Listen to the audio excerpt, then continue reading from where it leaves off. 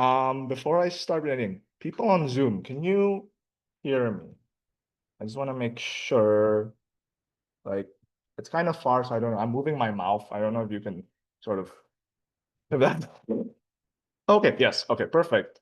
Um, okay, let me start. Okay, hi everyone. Thank you for showing up. This is just gonna be the first 5 minutes of awkward introductions where I fumble and stumble on my words as I try to figure this out. Um, we have 41 people on Zoom. We expected like 10 to 20. There's a lot to over here. Thank you. Especially people from Indonesia. It's 6:30 a.m. That's crazy. Hi, welcome.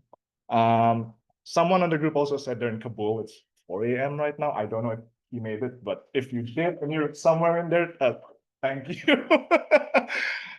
So let me start. Oh, it's already recording. Okay, never mind. Um, okay. Let me just start sharing my screen. Okay, so welcome. I don't actually know I don't remember how this started. I think it was in February or March. It's been like months since we first talked about this. Needless to say, at some point in time, a bunch of Indonesians started sort of talking about, oh, it might be good to do a history or a politics class. I don't remember exactly why, but someone said that, a bunch of people said it, and here we are. This is where we ended up. Um, and then, oh, sorry. Okay. And then out of those discussions, history kind of just wrote itself for us. So the Indonesian government recently announced that they're going to publish an official history. And even if you're doing this with the best of intentions, anytime you want to write an official history, you have to do it carefully and very skeptically. And I hope we'll try to show why that's important as we go on. But even beyond that, this is quite problematic because a lot of controversial things in our past were kind of not included, and this created a big furor back home in Indonesia. A lot of people from civil society, even fellow politicians, started speaking up against this. One of the most infamous examples was in 1998, that coincided with the Asian financial crisis. There were these riots against the current government at the time. And a lot of these riots ended up having a very racial character, anti-Chinese to be precise. And one of the things that happened was a lot of anti-Chinese violence, specifically rapes. And one of the things that was said with regards to this official history is that that never happened. And so kind of good timing for us to be talking about history right now. And I kind of want to call attention to sort of this quote, which is actually which is the reason that one of the officials gave for actually doing this. And I want to focus on this highlighted line, which is we're doing this to increase national pride and love for the country. Now, this is Indonesian, but even if you're not Indonesian, this should start ringing bells for you. Well, I've seen this before. This has often been used to invoke all sorts of things. And so maybe this is a good starting point. Maybe we can try to ask and try to break down what does it mean to love your country? And so we come to sort of the punchline, which is deconstructing Indonesia. What's there to deconstruct? Because on the one hand, it's a very simple idea, right? What's Indonesia? Put it up on Google Maps, open up a map, that's Indonesia. Straightforward, simple, easy. Tell me to pull out my passport. Tell 50% of the people in this room, it's 50%, to pull out their passports, Indonesian. Very simple. But then once you actually get into the particulars, once you actually interrogate the details, things get a bit more complicated. For example, is rendang Indonesian or Malaysian? And I can hear the Indonesians laughing. So to the non-Indonesians, rendang is one of our sort of signature dishes. It's native to this part of Indonesia, West Sumatra. And the Malaysians are already going to be attacking me for saying it's native to West Sumatra. It's really good. You just stew some beef with coconut milk, a lot of spices, desiccated coconut. In Padang, it can take up to 12 hours. You just spend 12 hours like stirring the pot until this becomes like really black, and it's really good. It's also a really good workout. We've tried doing it for just 3 to 4 hours and it's already pretty exhausting. But essentially, to get back to why I brought this up, Indonesians and Malaysians fight over this all the time. I have a few quotes from like of all places nationalist fora. It's an interesting rabbit hole if you ever want to go down. You start with rendang and then you go through like, should we just sell a part of Indonesia to Malaysia? Um, but in any case, I think the fact that this is fought over, this is contested, is quite illustrative, right? This is a region which shares a lot of common history. For example, Indonesian, the Indonesian language is itself a version of Malay. And so once we start thinking in this direction, things don't become very clear. What is Indonesian? Why is rendang Indonesian or Malaysian? Or whichever side you want to take on this online battlefield. And the same thing with other cultural things here. Like they talk about the songket, the batik. These are clothing. And even Vasasai, that's a song. Is this song Malaysian or Indonesian? These things get kind of tricky. But you might say, I don't give a damn about food. Well, I do, and you should too. But if you don't, we can move to more serious territory. For example, these are 4 successive governments in Indonesia's history, and they're all very different. Liberal democracy and reformasi are ostensibly democratic. The guided democracy and new order periods were quite authoritarian. Very, very different. All of them claim to be equally and authentically Indonesian. And when each supplanted the previous government, they all said the same thing. I'm more Indonesian than the previous one. So how can 4 very different systems all claim to be Indonesian? What's the content of this idea? How is it so amorphous? And then finally, we go to where perhaps it gets more serious, violence. I have 2 different events in Indonesian history here.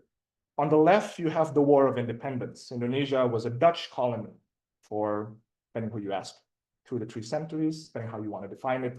And we'll get into these definitions in the later classes. But yes, we fought the War of Independence in the waning years of World War II. And it's sort of this very heroic moment in our national memory. The Dutch came in with machine guns, they came in with airplanes, they came in with tanks. We had sharpened bamboo sticks and we drove them off. That's sort of like the basic narrative that we get. And people look on it very fondly. We're such a heroic people. Look what we did. On the right, we have something very different. The mass killings in 1965-66, where the Indonesian army basically committed a purge of the Communist Party with the backing of the CIA. And it's considered one of the biggest and kind of unknown, kind of invisible, like mass murders of the 20th century. Estimates put around 500,000 to 2 million people dead. You didn't have to be a communist. You could be a villager somewhere and you might just say, I don't like my neighbor, he's a communist, he's dead. And in contrast to the War of Independence, we don't talk about this a lot in Indonesia. It's taboo. There's some kind of amnesia. Or even when we talk about it, it's a highly distorted version of events. We almost don't want to remember it. We don't want to remember, and we don't want to talk about the fact that we killed 2 million of our own, so to speak. So 2 very different events, 2 very different ways we remember it. But maybe they have one thing in common. Maybe the soldier, the Indonesian soldier, pulling his trigger on a Dutch soldier during the War of Independence, and the Indonesian soldier killing a communist in 65. As they pulled the trigger, they said the same thing. I'm doing this because this is good for Indonesia. And so to sum all of that up, this is not a simple thing to define once you get into the details. We've used it to justify all sorts of things that are often contradictory, that are often opposed to each other. And I hope, again, to the non-Indonesians tuning in, I hope this sounds very familiar to you. These questions of what does it mean to be Indonesian? What right? How far can I go for the sake of Indonesia?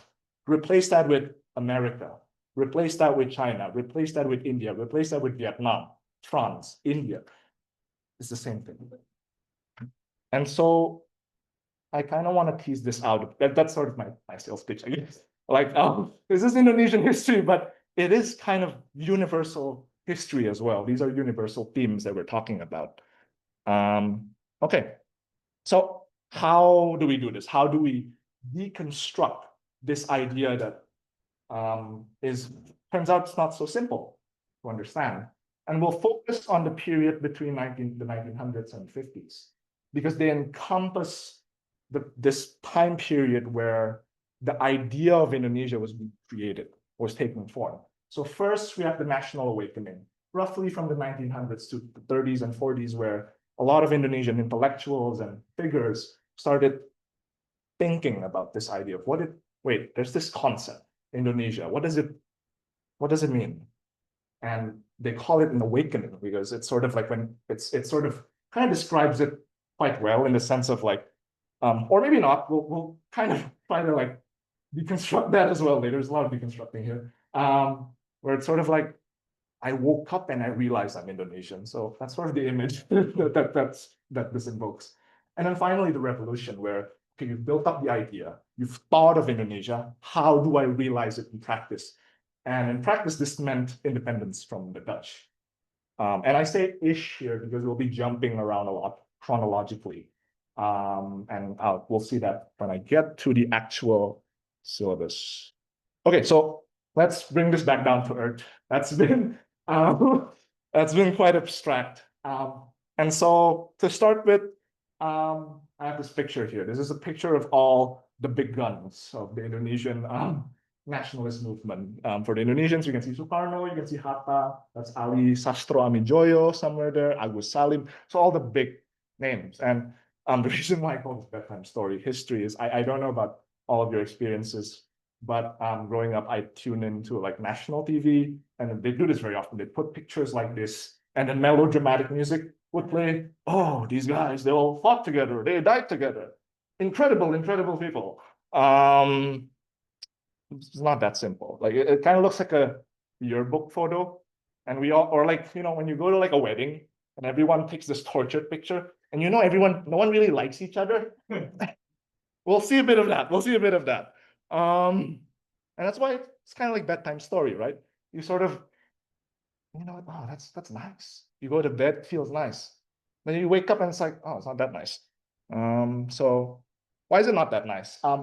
So here I have a list of a couple of these major figures, and notice that none of them were liquidated by the Dutch. Sukarno, overthrown by Suharto, another Indonesian. Hatta resigned in protest of Sukarno. Syahrir and Malaka, Syahrir was jailed by Sukarno himself. Tan Malaka, Amir Syarifuddin, shot by the army, and Natsir was jailed by Sukarno. And don't worry too much about these names. We'll get to them later. But someone, I forgot who, someone even commented, again, for the Indonesians in this room who want to do a bit of sleuthing, pay attention to their ethnicities, and you'll kind of notice an interesting pattern. I didn't even notice making this, but this person pointed it out. And I think this quote by Jacques Maldupont, he's a French journalist, and he was observing the French Revolution, and he made the observation that the revolutions tend to devour their own children. And this was true for the French Revolution. It was also true for the Bolsheviks in Russia, and it's certainly true for Indonesia. So why did this happen? Why did these people end up sort of eating each other? And the first answer is they're human. Again, yearbook photo. People are different, and people have frictions with each other that are sometimes weird and complicated. So here I've quotes from Sukarno and Hatta. They're sort of considered the Duitunggal, sort of the dynamic duo, the pair that drove the revolution. And again, go back to the bedtime story history. Oh, they partnered and they all led us to freedom. Our airport's named after the two of them, not just one of them, but the two of them, Sukarno Hatta Airport. If you take 100,000 rupiah bill, lo and behold, it's their picture together. They're always together. They didn't really like each other. Part of it was temperamental. This is Sukarno and Hatta. Hatta always gave me the impression of rain. I was in a good mood. I met Hatta. Damn, it's like I got rained on. Now I'm in a bad mood. It's quite damning. Hatta is a boring wet blanket. That's what Sukarno is saying. Hatta, for his own part, had his own criticisms of Sukarno. Bung Karno. Bung is literally translated to like big brother. And that's sort of like, I guess, Indonesians, how do I explain this? It's like an honorific, yes. So Bung Karno, Sukarno like to play keroncong politics. And keroncong is a musical style in Indonesia. And the main idea here is that Sukarno, like the keroncong musician, just wanted to get up on stage. He wanted to give a lovely speech, wanted to hear the applause, and he's gonna step back and doesn't want to do the hard work. Because the hard work makes him feel like he's getting rained on. So there are people and they disagree with each other. They don't like each other sometimes. The unity story is true, as we're going to see. They did work together, but they also said these things about each other. But on a more fundamental level, they had very contrasting ideologies. Now, this is a very simplified version of what they actually believe, but it kind of captures, I hope, the sort of divergences and the tensions that existed between each other, because they adhered to different ideologies, they had different visions of what it meant to be Indonesian, what was good for Indonesian. They inevitably clashed. And just to connect things to our current moment, Hatta and Syahir, social democrats, for all of you paying attention to New York politics, that's Zohran Mamdani right there. Yeah, just wanted to put that in. Okay, so how do we do this? How do we try to figure out and explore all these tensions and this history that turns out to be more complex than what we thought? So we'll do this in two ways. So the first way we're gonna kind of treat this as an intellectual history, and that just means treating the ideas of these people seriously. Sukarno had a specific conception of Indonesia. What are we going to do? We're actually going to read his text, or at least we will. You guys don't have to. You can if you want to, and we'll talk about them. So we treat them seriously, and we explore the specific ideologies. And then we also look at the social history, because ideas don't just exist in a vacuum. People create them. People believe in them, and sometimes people die for them. And so we need to look at the people as well. And when it comes to ideas, it's not just Sukarno, it's the people who followed Sukarno, or agreed, or disagreed, or clashed, whatever. And so when we combine these two approaches, what I hope emerges at the very least is sort of an attempt to get in these people's heads. We're removed from them by about, I don't know, 80 years, 100 years. And for the non-Indonesians, culturally as well. How do we understand these people? How do we read this guy writing a speech 100 years ago and we say, wait, I kind of get what he's saying. I kind of sympathize, I kind of relate. And I hope at the very bare minimum, we can get that out of this. Okay. So, okay. Let's chill a bit. Okay. So I kind of wanted to just show all the resources we have. Shout out to Nathan. Nathan, when we started out, we were just going to make an Instagram page. We're just going to use it to post stories. Nathan went and made a website. He made a WhatsApp group. He made the shout out to Nathan. So let's honor Nathan's work and take a look at the website. So there's a lot here. So we have a WhatsApp group.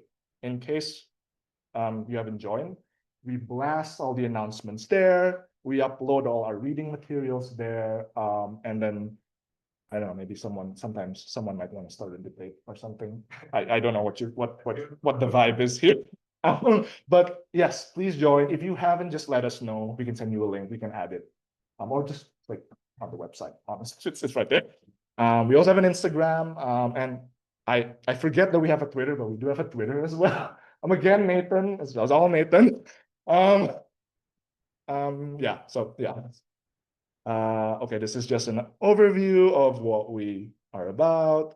And okay, so it is where I want to spend more time. This is sort of an overview of where we want to go with this class, with this theme of deconstructing Indonesia. And we've divided it into 4 different modules, and each module is going to have around 8 sessions, 8 classes, I think.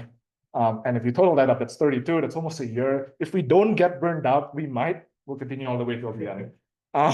We've tried to design it as well in such a way that they're all talking to each other.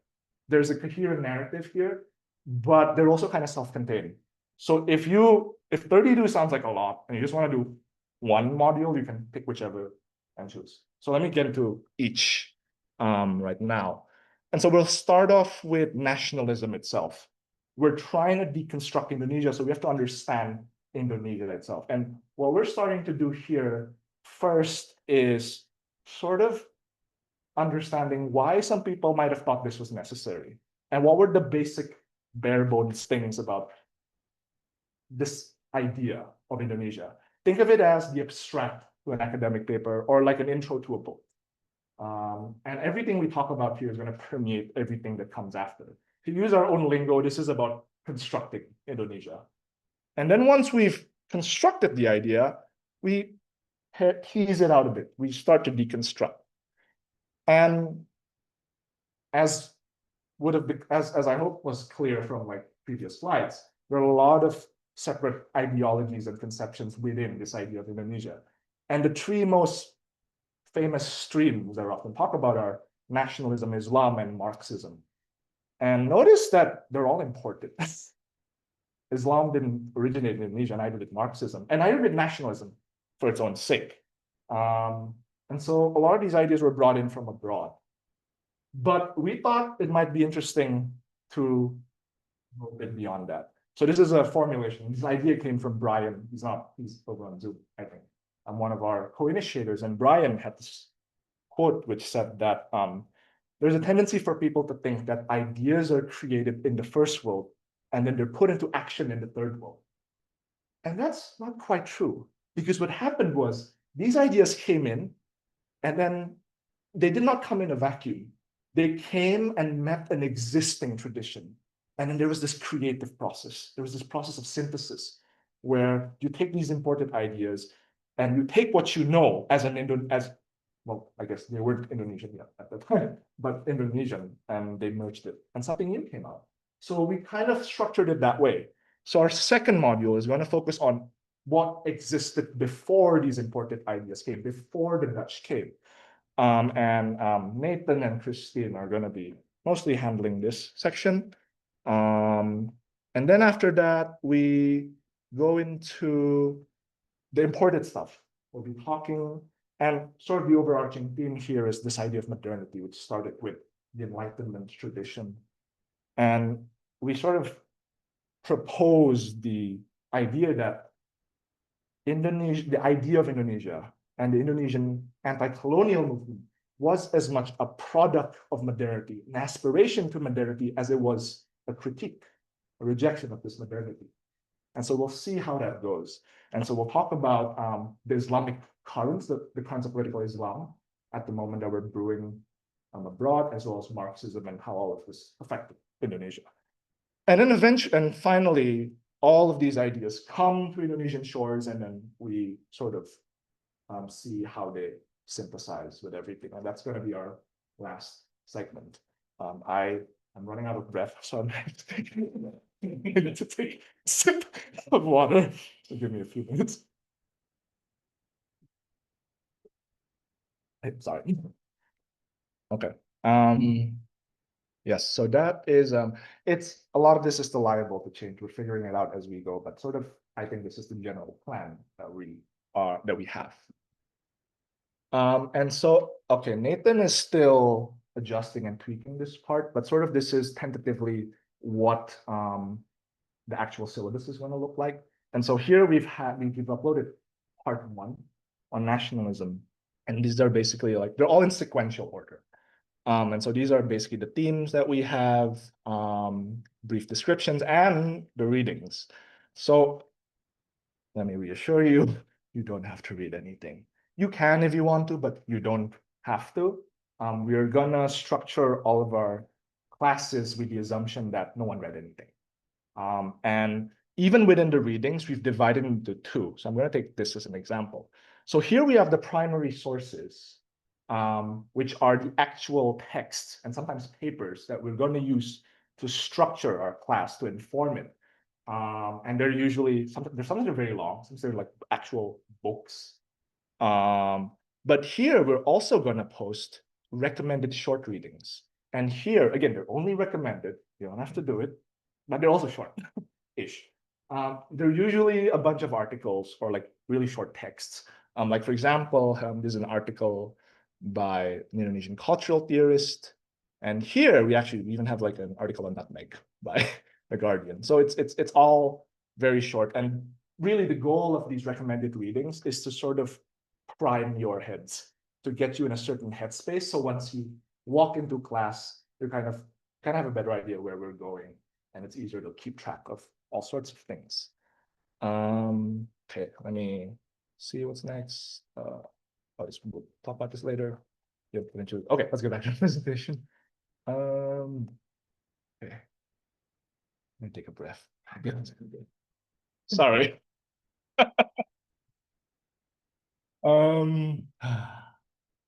Okay, I think we can continue. Okay, more logistics.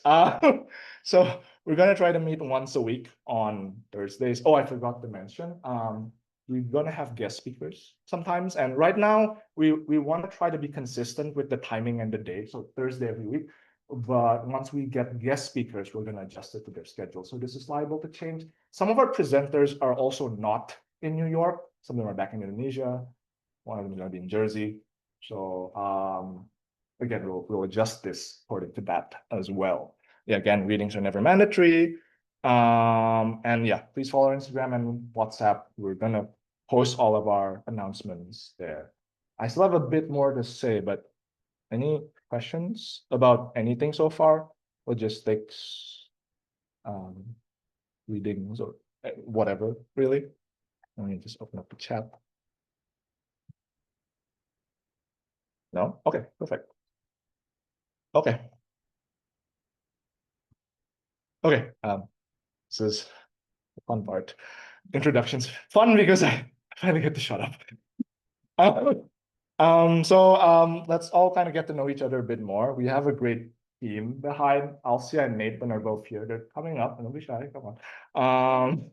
So why don't you guys introduce Alcia and Nathan first, and then I'll summon Christine. No, I guess you guys can start first. You guys are here. So this is Alcia, and I don't know how you want to do this. Hi, everybody. My name is Alcia Phaedra.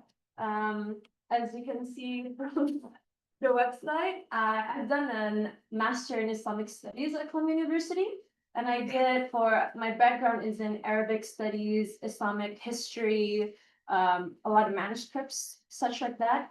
And Nathan and Derek actually, we were friends, and they were like, oh, we're doing like a class and Deconstructing Indonesia. And it will be interesting to see how Islam plays a part into it, because I don't know if you know, but the population of Indonesia is around 280 million people, and about 245 of them are Muslims. So, religion plays a big part, either subconsciously or consciously. It plays a big part in every stage of Indonesians' life. Not just Islam, but also like Christianity, Hinduism, Buddhism, etc. Right? So like a lot of my research topic is about the conceptualizing of Muslim identities, especially in contention with Western ideas of what a Muslim should be or should not be. For those who are in New York, you can probably remember when about Zohar Mamdani and about this fear of him becoming New York, and there would be new ideas, right, in New York City. And then people say that, oh, there's no way he's going to do that because his wife, who's also somebody from Syria, is not a hijabi. And that the concept of what is an acceptable Muslim is also Islamophobic, for those of you who don't know. So it's interesting how that is kind of play a part in Indonesia as a Muslim majority country, and also in its relations with other states and nations. So that's what I'm working on right now. And maybe Nathan can say a little bit about his research. That's a lot. I'm not that well.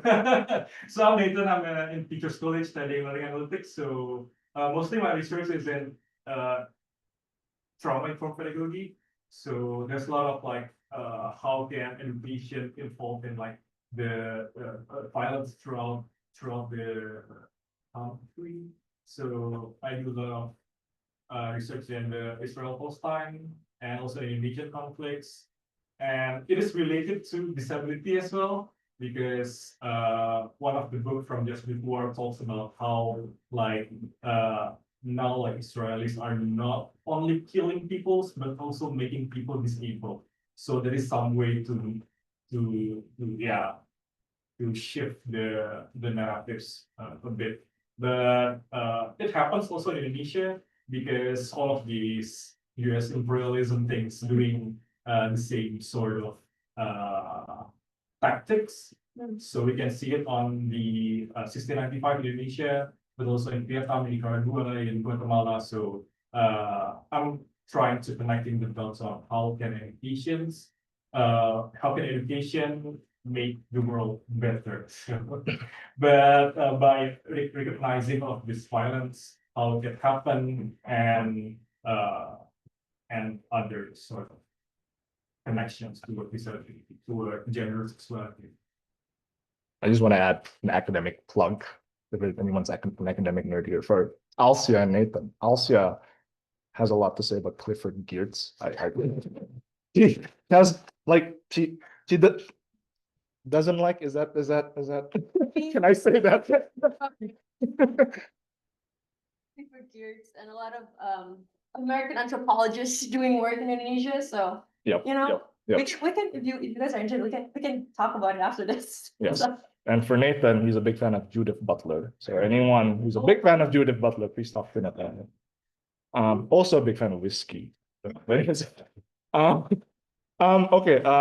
Christina, maybe. Are you there? I saw you there. Yes, yes, I'm here. Hi, everyone. Just So, unmute yourself if you're there. And then see. can you guys hear me? Wait, I don't know. I turned off the volume, I think. Turn on the.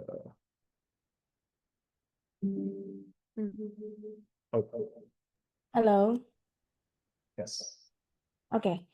So, hi, everyone. I'm Christina, or you can call me Christine, whatever you want. So, basically, I'll be handling with Nathan about the indigenous traditions and philosophies. As you guys know that, and as Derek told you earlier about how actually the national idea came from outside Indonesia, even before Indonesia was formed as a nationality, as a country. And we could tap in about how the ideas of indigenous traditions, how the people in what's so-called now Indonesia has formed their own way of living, their own tradition, their own way to organize themselves as a community, and actually how they create a way to make their own livelihood. So we're gonna tap on that, and of course, trying to get some guest speakers for this one also. And for myself, right now, actually, my research is focusing on anthropology and biodiversity and also gender. So I'm interested in seeing how actually the care work and in gender aspect is related in taking care of biodiversity, in seeing how it relates to the ecological trauma and ecological crisis. And mostly I've done my research in indigenous communities in Indonesia. So that's all from me. Thank you all. Great. Thank you. Sorry. Sorry. Thank you, Christine. Is is Brian there? I know it's 6:30 a.m. I mean, Christina made it. So let's see. Is he there? Got it. Is he he's not there? Okay, so maybe I can introduce Brian. I have a bit of a crush on Brian. So I feel like I'm qualified to do this. Brian is the only one who's a professional amongst us. He's about to start a PhD in history in Princeton. And his work is, so he's given a lot of input. So the structure, the whole ideas in the first world, third world, that was from Brian. A lot of our sources are coming from Brian. Some of the thematic trusts of the class coming from Brian. Brian's going to teach as well, maybe like a few along, and maybe more down the line, hopefully, as he settles down in Princeton. His research is focused on the making of the Indonesian humanities. So like usually, the way you think about this is, say you're interested in, let's say you're interested in philosophy. So you study Plato and you spend your whole life studying Plato. You spend your whole life studying Aristotle. Brian is like, why did Plato think the way he did? Why did Aristotle think the way he did? And he does this for Indonesian historians, particularly Sartono Kartodirjo and Ong Hok Ham, who were two figures in the 60s and 70s. And he has this interesting claim that essentially both Sartono and Ong Hok Ham, they studied history, they were trained in Yale.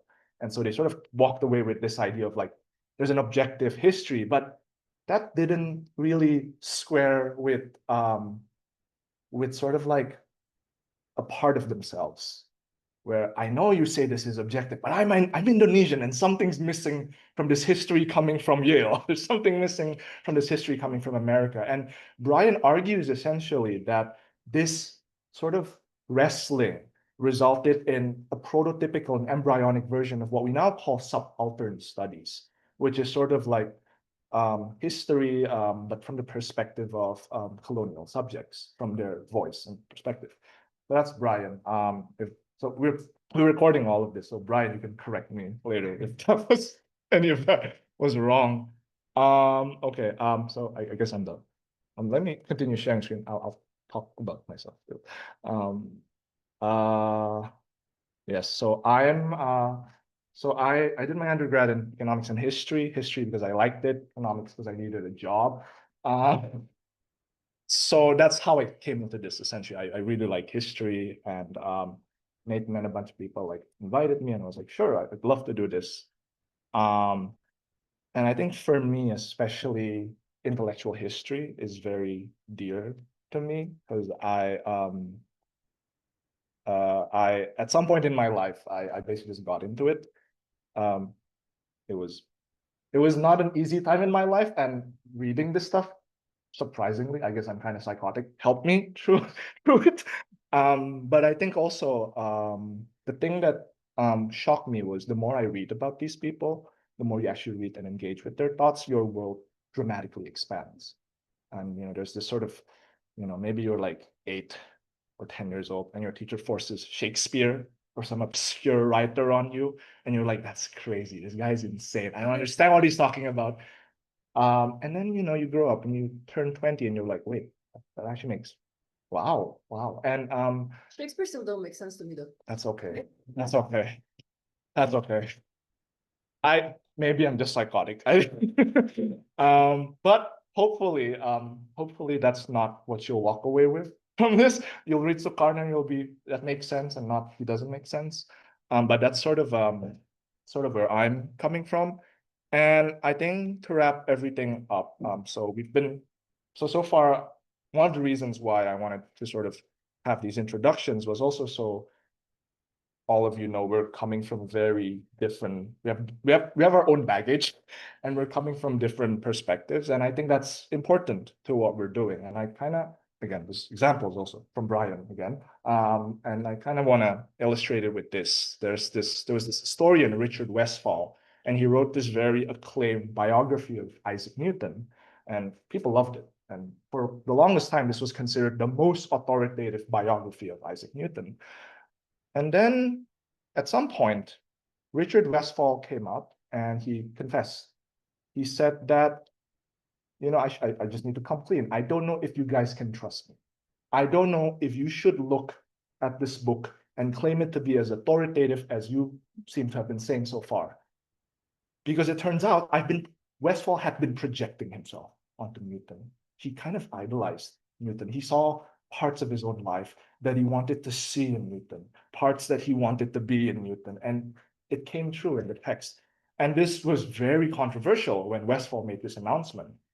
And there was this very long debate about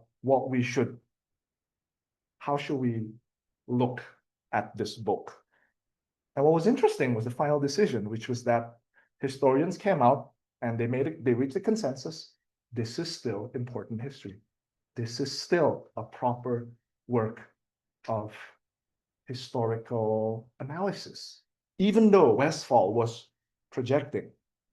And I think that sort of speaks to the meaning of history and why, and the nature of what we're doing, which is that we're always projecting, we're always reading ourselves into the stories that we're telling, even of the past.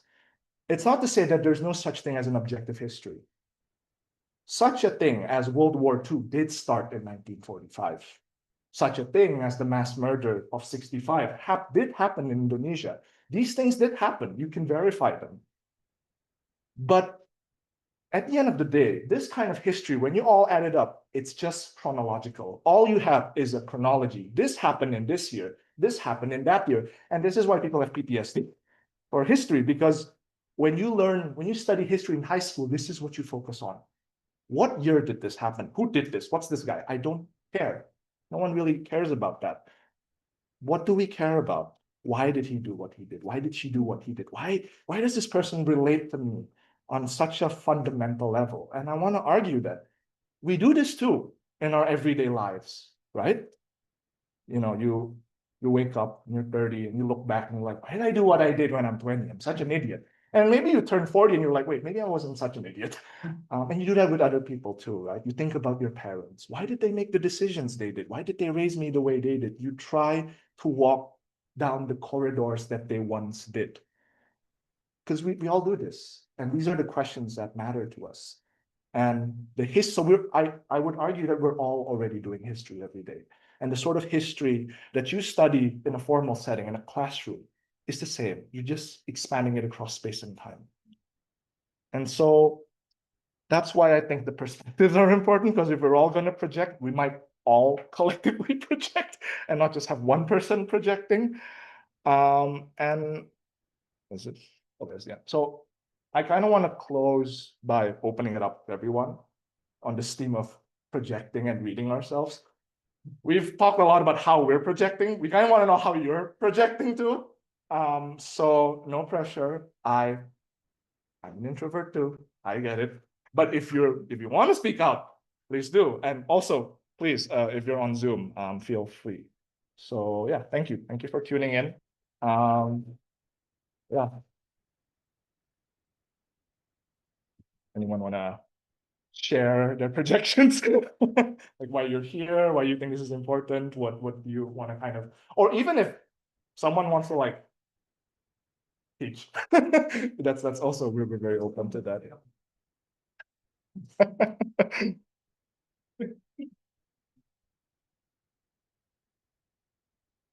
Oh, no. Anyone? Or maybe like questions. Questions, yeah. Like thematically, like, you know, organize stuff or even questions on us. I don't think we're that interesting, to be honest. But you want to know more, I guess. Like, why did you get to do this? And then we explain the whole thing. Yeah. If anyone wants to explain more, just feel free to. Anyone? Would stopping the recording make people more confident? I can stop the recording if that helps. There's a question in Zoom Oh, from Nara. Great work and super cool. I'm just curious, why is the initiative using Yes. this setup mode? yes, we have two reasons. The first reason is we wanted to open this up to non-Indonesians as well. And so we decided to do that in English. And should we say, okay. Some of these topics are kind of taboo. And so it's safer to talk in English than in Indonesian. You guys are safe. Don't worry. Just, you know, I wanted to, don't worry. This is safe. We're not doing anything, no seditious activity, no Bolsheviks in the room. We're not doing anything crazy, but just Some topics that people aren't comfortable with. Yep. Yep. So yeah, that's fine. Yeah, anyone wanna share? Yeah. So the sources used in the class, Mhm. I mean, everything's in it, right? So yes, so we're gonna try to so a lot of the sources in our period are either in Dutch or in Indonesian, and that's the original language. And so the way we try to think about this is first order, we want to get the English translation out, and if possible, the Indonesian as well. So let me get back to the website. You can see this here. So yes, so there's this essay by Suwardi Suryaningrat, Indonesian Slam Embedders, Ki Hajar Dewantara. So this link leads you to the English version of the text, and we also have an Indonesian version. Oh wait, we'll fix that. But we're gonna see. We're trying. Sometimes it doesn't work.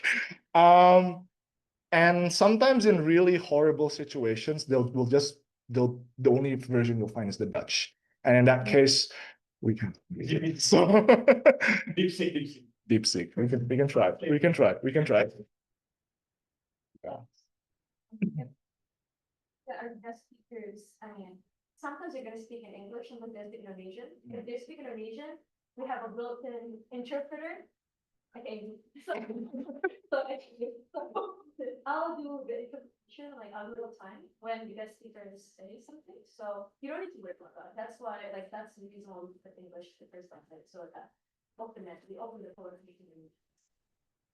Oh, and Anissa also has a wait. Maybe we should open it here so everyone can see the chat. God is raising his hand. Oh, okay. Maybe yeah. Let's go with yeah. Hello. Garda. You can. Turn on the- Oh wait, keep forgetting. Hello. Okay, Garda. Hello. Am I audible? Yes. Hi, this is Derek, right? Yeah. Yeah, nice to meet you. Hi, I'm a friend of Nathan's, student in New York City as well, but I couldn't attend offline. And yeah, I just want to say thanks to everyone for arranging this thing. I'm really interested in joining. Big motivation is because like I'm doing an MBA and there's not a lot of opportunity to actually like study these sort of like social topics. So yeah, thanks guys for giving me more stuff to study. And yeah, I'm just curious. I want to ask, like you explained in your previous slide that there was a guy who sort of like based his life off of Isaac Newton, right?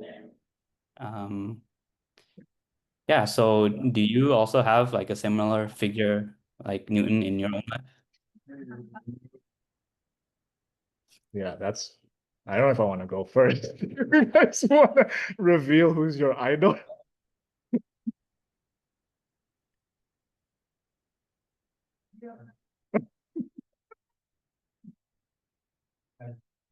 Oh, Ki Hajar Dewantara. Okay, yeah. Safest answer. You stole that. That's the problem with it. I should have said that. This is the Indonesians in the room. Don't get mad at me. But okay, I'm not gonna say someone Dutch, okay? No, so I was just no, it's not. That's no. But because I'm doing a lot of research right now on national identities and just power, I guess, power relations. I mean, Foucault is an interesting figure to think about in terms of post-colonialism. So I'm doing a lot of that, and as well as Edward Said. I mean, both of them, both of them have their pros and cons, but they're pretty at the current moment. This day, what day is it? This day, July 3rd. Maybe it's gonna change tomorrow. I don't know. So to not right now, I'm kind of like hyper focused on both of them. Yeah. So that's that. What about you? Me, oh, it's changed over the years. When I was younger, we'll get there. When I was younger, embarrassingly, it was Park Chung-hee, this South Korean economic, just sort of like he was a dictator, but it was sort of like this phase in my life where it's sort of like, oh damn, he built shit.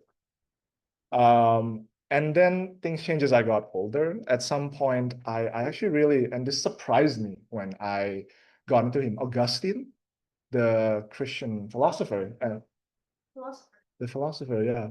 and I'm not devout, so I was shocked that Augustine really spoke to me. And now it's actually Marx. I was sorry. This is the disclaimer, so I don't get lynched.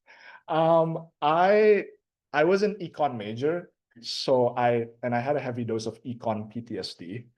I thought a lot of the ways the field did things was just bizarre and self-absorbed and wrong. And I think reading Marx was one of the first thinkers that like articulated a lot of what was wrong with that approach in a really nice way. So yeah. Christina, do you want to share your item? Well, yeah, probably I can share a Oh, sorry, little. sorry. I keep forgetting. Okay. Yeah, maybe I would share my interest in anthropology because my undergrad is in anthropology and then my master's is in human rights. And probably, yeah, I'm hoping to do PhD in anthropology also. So, yeah, actually, I remember that when I was still in a when I was in high school, I read kind of the Marxist books, and those writers who follow that thought of Marxist.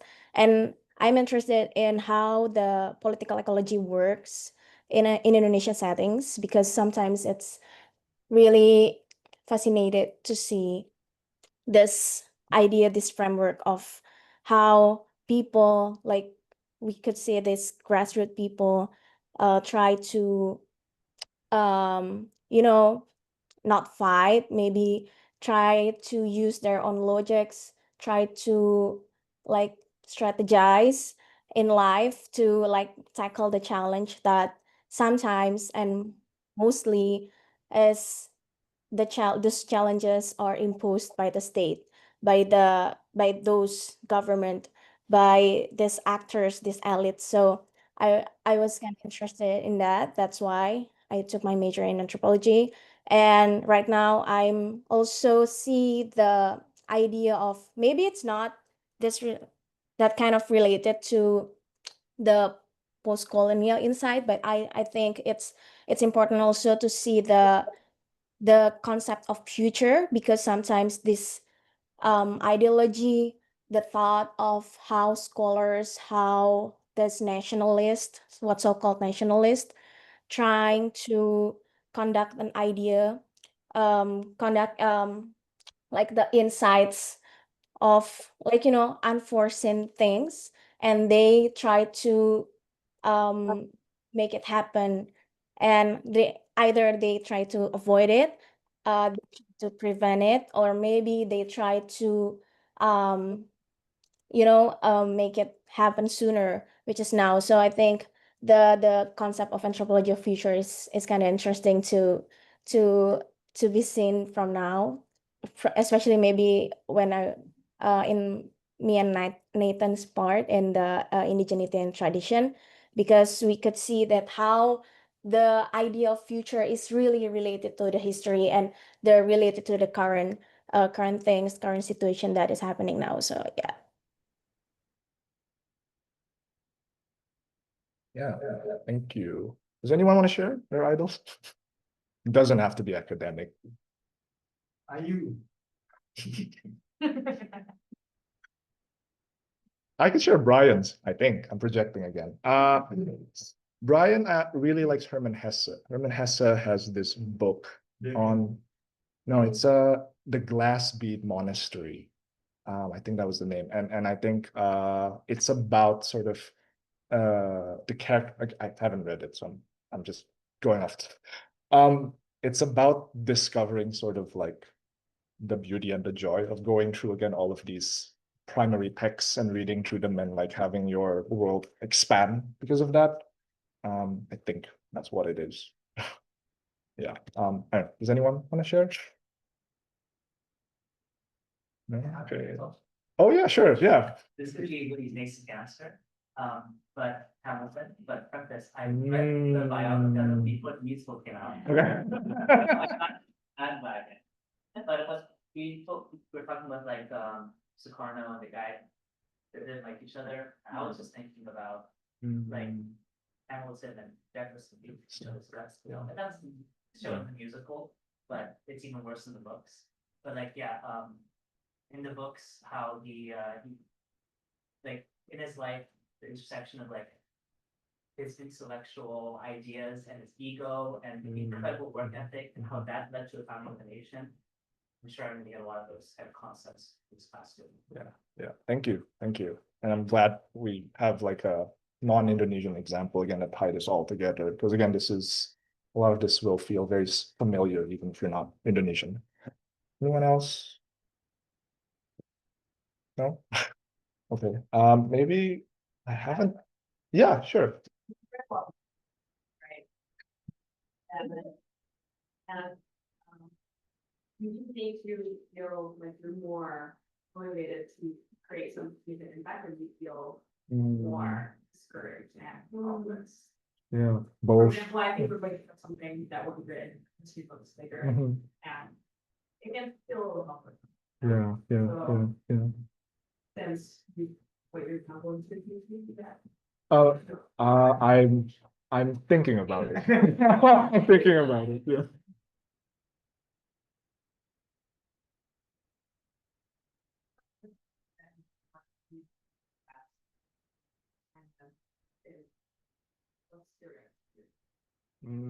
Yeah, I guess for me it's both, honestly. Sometimes you read something and it's like, wow, this is such a great, like sometimes you read something and it blows your mind and it's sort of like, wait, this is what's wrong with things. And then sometimes you read something and it blows your mind and it's like, what, we're all screwed.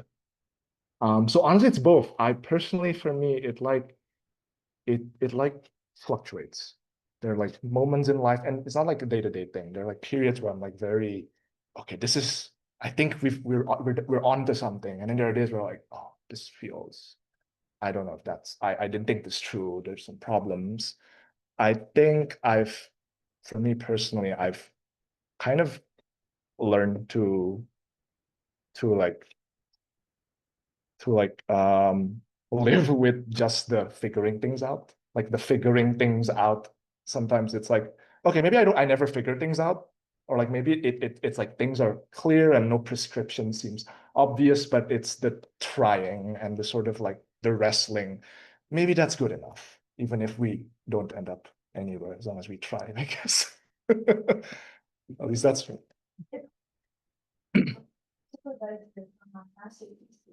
She was warning me about the danger of categorization. How would I say that? Categorization. Categorize that. Categorization. And she was saying about the danger of being so deep in the sauce, in the source, that you want to like kind of box it all up. Like this is A, this is B, this is C. But that's just there's a problem in the academia today of being obsessed with that, with categorizing something, with labeling this, with this and that. Because my whole thing about Islam, right? About who is the moderate Islam, who's the extremist Islam, who's the radicals, who's this, who's that, who's that. And then you just get tangled up in it.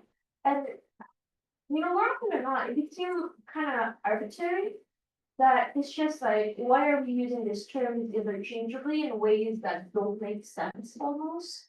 So she was warning me that about my thesis. She's like, like I get the satisfaction of like this is A and this is B, but usually things don't work like that in the real world. There's always ambiguity, ambivalence, gray areas. So to not like sentence reading all the sources makes me think like, oh, now I have a new pair of glasses to see the world, but then, well, now what, right? Well, now what? Do I categorize it? Do I do something with it? Do I do an ethnography? What am I supposed to do with it? So it's like, yeah, it just made me remember like her words saying that don't fall into this categorization that. I'm sorry, guys. English is hard.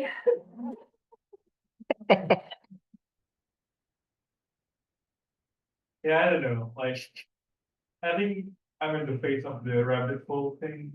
So once you read something and everything just makes you interested. But I read this as a British theory from the Deleuze and Guattari.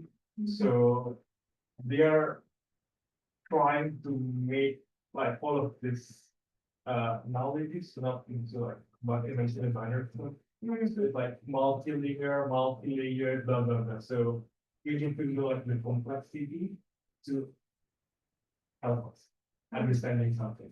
So not into again, yeah, trying to complex, problematize, always problematizing the complex thing.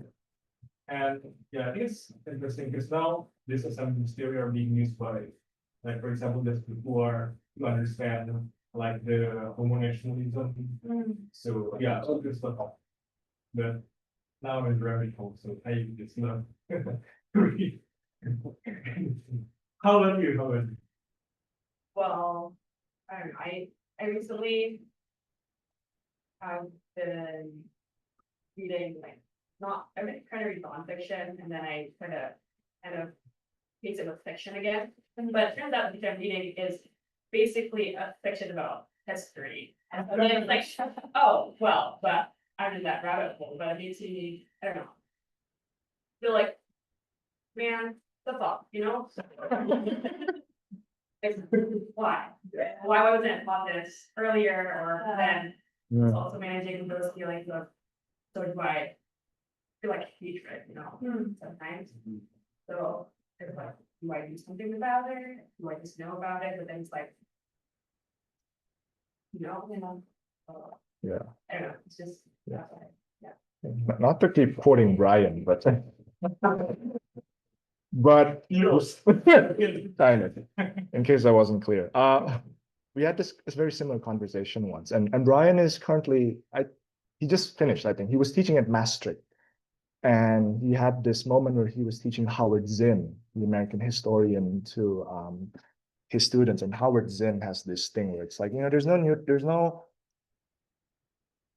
no politically neutral thing, because even choosing to be neutral and not really doing anything is kind of, and he has this great analogy. You're on a train and the train is moving, and you either get off the train or stay on the train. And if you're staying on a train, that is also a choice. And Brian was recalling about how when he was telling that story, his students were like, and they were like, he saw it, it's clicking for them. And then after that, it was like, yes, and that sunk in for me too. But then, you know, at the end of the day, I kind of also just want tenure. And it's it's all of these mundanities of daily lives. You know, we just, you know, maybe you just want a house, maybe you just want an apartment, maybe you just want, and all of these, and you wrestle with all of these things. So I think it is tricky. I don't have a simple solution. Yeah. Maybe we'll humor the Zoom people. Yeah, of course. On the blue that transfer the Atlantic website, Mm. chronology of Indonesian history. Yes. So I read that like in the article or the website said that everything before August 1940 is Indonesia. So which I kind of disagree because like Indonesia is established on the 17th. So is there a particular reason why you guys chose this article, or do you guys believe that before August 17th, 1945 is Indonesia already? Like, what do you guys think like the non-Indonesian will pick up before August 1945? Yeah. No, that's a really good one. So to the point that like, was it really Indonesia? I absolutely agree with you. And that's why this period, national awakening, 1900 to 30 to 40, was this, people had to invent the idea first, they had to think about it. So I absolutely agree with you. The reason why we chose that, or I'll take responsibility, I chose that. I just needed the chronology. Honestly, I didn't really give it much thought. But thank you for pointing that out. That's a super important point. In case again, yes, the non-Americans, non-Indonesians listening, yes, that is a problematic label to say everything before the 40s was Indonesian. But again, the chronology is just to give everyone a sense of like what happened, without going too deep on like analysis or value judgments. Yes. Alternative. Nusantara could be, yeah. like chronologies, I'm really curious when you guys were like forming curriculum or just even in your own like interest of time, when you're reading, when you're trying to find sources and like a lot of perspectives during like the New Border or Pokemon period, like what's your process like for trying to find texts that, you know, may have been sorry, we're getting a little. No. Is this still being recorded? I can stop it. I can stop it. I can stop it. Sorry. Before you leave. So thank you again, everyone. It's actually really fun. So next week we're gonna start with the first module, which on nationalism, and our first class is gonna be on the origins of nationalism outside Indonesia. So in Europe and also the Americas. And to help us sort of tease this out, we're going to be reading Benedict Anderson, Imagine Communities. So yeah, see you all next week. Oh, I know the readings are up on the website, but I think we're going to try to also like post the links on the WhatsApp. Maybe like I'll give like we'll give some context of why we think they're important, and we're going to try to do it before the weekend so everyone gets a chance to read. Sorry. Yes. If there's any changes, we're going to announce in the WhatsApp and Instagram. Thanks, everyone. Thank you so much on the Zoom for attending and being interested. Thanks, everyone. Bye, Biru. Oh, that's bye. Thank you, everyone. Bye, everyone. Next week. Bye. Thank you, everyone. Take care. Thank you. everybody.